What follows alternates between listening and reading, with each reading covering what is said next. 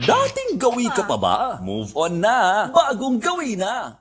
Dahil blended learning na nga ang sistema ngayon ng edukasyon, hindi maiiwasang magiging exposed lalo ang ating mga anak o yung mga estudyante, maging mga magulang sa gadgets, gaya ng cellphone, laptop, tablet, may computer at television pa, at isa sa pinaka magiging pagod na bahagi ng ating katawan ay walang iba kundi ang ating mga mata. Okay? Kaya naman, para pag-usapan po ang ating usapang mata na yan. Okay? Ano ba yung mga dapat isaalang-alang para mas mapangalagaan ang ating mga eyes at maiwasan ng mga malalang kondisyon o problema sa paningin? Mga kasama po natin this morning ang isang ophthalmologist who took his pre-med and medicine studies at the University of Santo Tomas. Aba, go-usti pala ito. Who then took his fellowship UVIT's Ocular Immunology, MEEI, and Fellowship Low Vision Rehabilitation, MEEI, both at the Harvard Medical School. And he is currently practicing at UST Hospital and Legazpi Eye Center, a cataract surgeon. Ayan, mga kapatid, let us welcome in the show, Dr. Ian Paredes. Good morning, Doc Ian. Hi, good morning. Ayan, ako Doc, salamat po sa inyong pagpapaunlak sa amin. Mon Gualvez po and Laila Chikadora Pangilinan. Morning po. Morning, nice to be here. Okay, Doc, mauna na ako, partner. Siyempre, oo, unahin ko na muna, lalo, sabi ko nga kanina, very pagod talaga or pinaka may strain this time is yung mga mata natin dahil nga exposed lalo na sa mga tablets, sa mga gadgets and all. So ano yung mga dapat isaalang-alang lang muna, Doc, ng mga bata lalo na or ng mga magulang na paalala sa kanilang mga anak na gumagamit ka ng katerbang gadget sa mga panahon na ito? Oh, actually, meron linabas yung PAO na guidelines for protecting our eyes, no?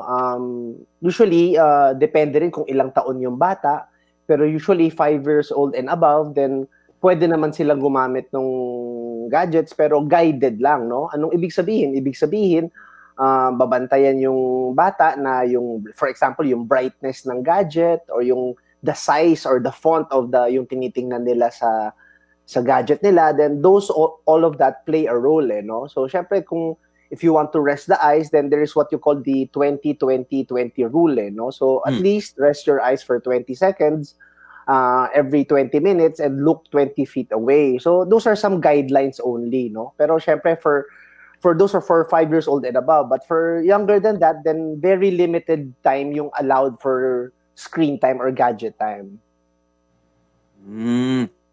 Dok, totoo ba yun pag sobrang, kunyari, na nakaharap ka sa gadget o ano man, tapos naligo ka or nagbasa ka ng mata, nakaka-apekto ba yun sa nakakalabo ng mata or is it hindi just naman, a myth? Oo. That's a myth, no? Ibig sabihin, pasma ng mata. Hindi naman yung nakakasama, hindi naman yung nakakalabo ng mata. Actually, ang mas sabihin na natin that can cause some damage or some discomfort sa atin is, kunyari, nag-gadget ka na. Like, for example, kayo, you're exposed also to the screen, di ba? And then may electric fan na nakatapat sa'yo or any blower or aircon na directly hitting your eyes. Yun ang mas masama. Kasi it dries up your cornea, yung pinakaharap ng mata natin. So, nangyayari, lalong nagdadagdag sa dryness ng mata mo.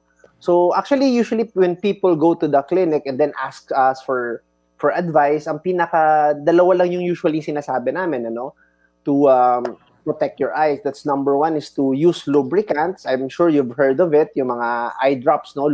Yes, like that. Tama po. Ready Matutuwa po sa inyo yung drug company niyan. Pwede po kayong model. Pwede po kayong model. Opo. Kaya, tinalikod naman niya, Doc, tinalikod.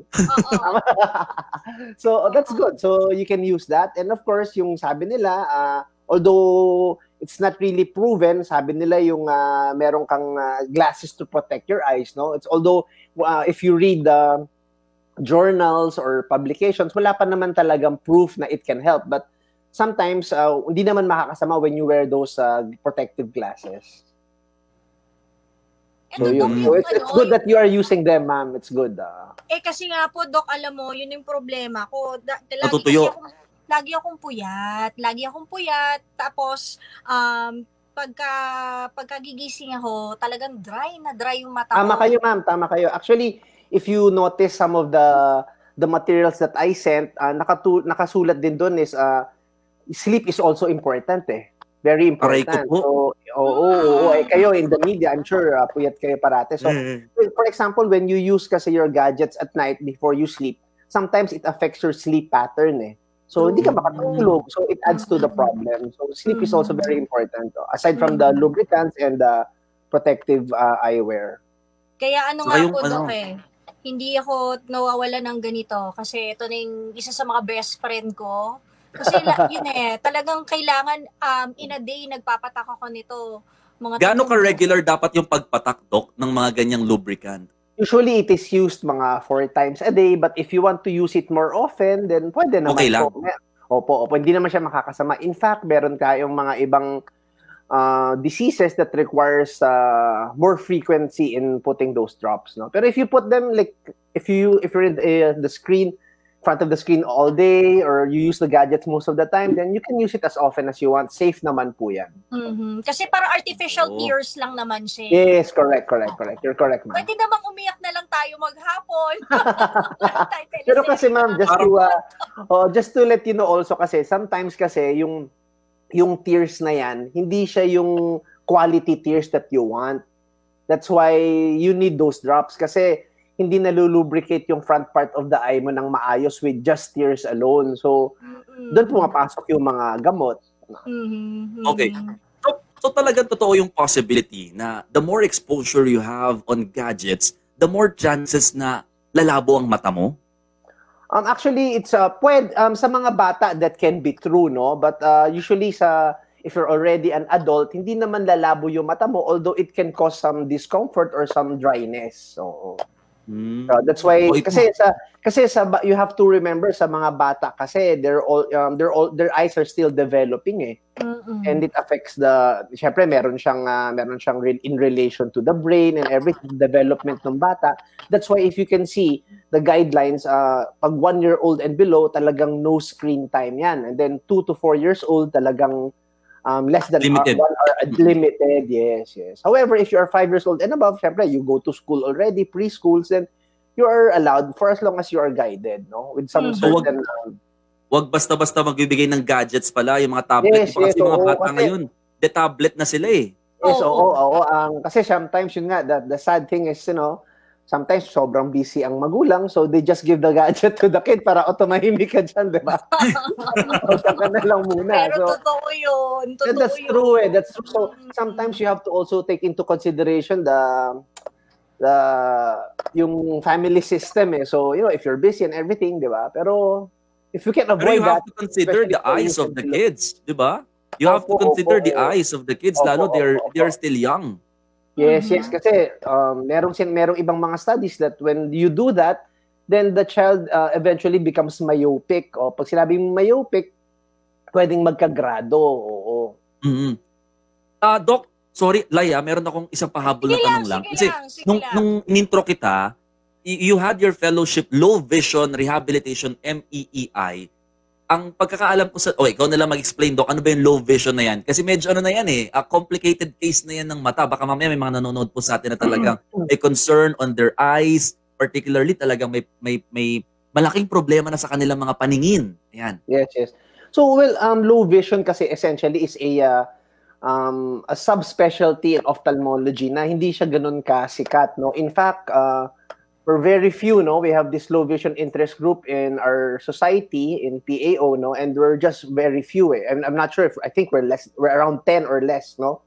So for example, meron isang pasyente na low vision. When you say low vision, mahina yung mata nila and yet they're not blind. However, yung vision nila hindi rin ganun kagandahan. So sometimes, pag kunyari, na-operahan na sila't lahat, na bigyan na ng gamot and everything, the vision still cannot be improved, no? Because of that, sometimes they are referred to us for low vision rehabilitation. Ibig sabihin, sometimes through the use of environmental modifications or sometimes gadgets, like the one you're showing right now, then we were able to help them read again or function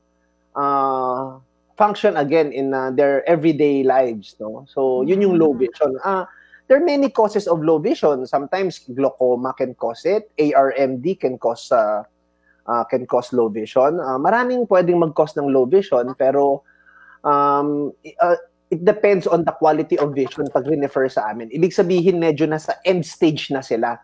So, pero just to be honest about it, hindi naman lahat ng tao natutulungan ng low vision. Siguro, nakapagpa-check up na rin naman kayo once in your life, no? Sa ophthalmologist. Meron tinatawag na 20/20, 20/100.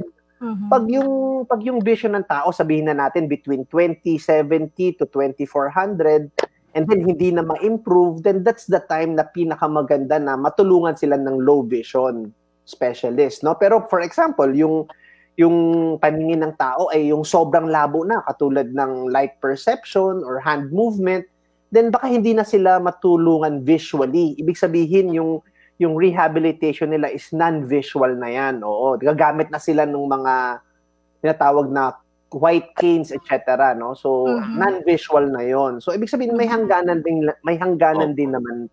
Ibig sabihin, there's only up to a certain level that we are able to help these patients. Pero kailan mo pwedeng sabihin sa sarili mo na baka pwede na ako mag-undergo ng low vision rehabilitation? Like for example, tama kayo. That's a very good question, sir. No? For example, you've been to several ophthalmologists and then feeling mo parang wala naman nangyayari, then you can try going to a low vision. Baka we have something to offer. Mukhang specialty mo talaga yan, Doc. Pero usually naman yung mga retina, some of the retina doctors that I work with, they usually refer naman regularly. I just want to add, no, na sometimes kasi tayo, we have good vision like, 'di ba? Okay yung vision natin. So, pero sa mga, lalo na yung makikita nyo yung mga medyo may edad na, konting improvement sa patingin nila is a big deal for them. Sa atin, let's say for example, if our vision is from 20/20 maging 20/40, parang konting difference, that's not, kumbaga, those are lines in the visual acuity. For us, parang maliit na bagay. But for low vision patients, if you help them see 1 to 2 or 3 lines better, that's big deal for them because they can move around, they can do things on their own. When you lose kasi your vision, it's not only the eyesight per se, no? What happens is yung confidence mo. There's also a psychological part of it, na feeling mo you're also a burden to your family. So, malaking bagay din talaga if you're able to help these people. Doc, ako, may first and last question. Kasi syempre ngayon, di ba, panahon tayo ng pandemic, paano yung check-up, di ba? Yes. Actually, tama po kayo. Very good question. Right now, there are many ways in having your consult with your doctors. But right now, like for example, I heard there are some hospitals in which they've integrated online consultations for their patients. No? So kami personally, in our company, Legazpi Eye Center, which is based in Bicol, no, I go there regularly. We also have this form of online consultation. So you can reach us at, yes. Is it effective ba? Kasi syempre pag Opta Doc, di ba, may mga equipment kayong ginagamit para ma-figure out mo kung talagang okay pa yung vision ng tao. Pero online, parang lang yan, kumustahan lang . Actually, tama po kayo dyan, sir. Ibig sabihin, there are some certain cases na pwede po online. There are some cases na medyo mahirap din, no? For example, you have a simple problem of let's say it's a simple case, no? It's not complicated. It's just a red eye. Then baka matulungan kayo online. At least it prevents you from going to the hospital. Kasi syempre medyo takot ng mga tao ngayon. And like, have you heard of, I think bisita nyo rin the other day, sila Dr. Joboy Rosario, sila Dr. Bong Tolentino. AJ. Yes. So, ang ano dito is, they also formed this group which is called CU Doc. Yes. Na-picture namin yan, Doc. Yes. So, kasama ka doon, Doc? Yes, I'm part of that group, no? So, because of that, you can go online, and have yourself checked, no? Tama kayo, sir. There, of course, merong limited mga... din. Yung consultation sa Opta. Pero, sabihin na natin, more than 50% of the time, matitreat ka naman online . I mean, if you're really scared of going to the hospital, and syempre, we all want to be safe and protect ourselves, then you can do it online. Pero kayo po, Doc, nagki-clinic din kayo? Nagki-clinic pa rin ba kayo sa hospital? Yes. Syempre, that's part of your duty as a doctor. So, I really have to go. So, I go to the clinic. But, syempre, medyo nabawasan na rin. Like, dati is every day. Ngayon, I go once or twice a week. And everything is by appointment. And, of course, you have to take the necessary precautions. Okay. Pero otherwise, kung kaya naman online, online lang din naman, no? Oo. Pero Doc, ayan, aside sa See You Doc app, how can we contact you if ever baka nanonood dito, may concern sila on their eyes, baka gusto na nila magpa-consult sa'yo, how can they reach you? They can... sa See You Doc na lang. What is a See You Doc? Or... we have also an FB page. And if you're from Bicol, if you're from the Bicol area, then you can check Legazpi Eye Center Facebook page. We're all there. And in Manila, I'm connected with UST Hospital. So they can also see me there. Thank you so much, Doc. Maraming salamat. Thank you. Sa ilalim ng quarantine, anong buhay ba ang in-store? Stuck at home? With plans o with plans? Sa work, nakalock-in ka ba? O from home lang? O paubos na VL mo? Sa gathering? Group yourselves into 10 lang. Sa pagkain, pa-deliver? O from a distance join in? O team lutong bahay? Sa jeepney? Sige, waluhan po yan. Pero apatan lang ba muna? Bagong Gawi! Mga bagay na dapat makasanayan sa new normal. Ang buhay na dapat harapin para ma-survive ang pandemya at pagsubok. Because life goes on! With face mask and face shield. Kasama sina Laila Chicadora at Mon Gualvez. Bagong Gawi! Monday to Friday, alas 4 hanggang alas 6 in the morning. Dating gawi ka pa ba? Move on na! Sa Radyo 5, 92.3 News FM.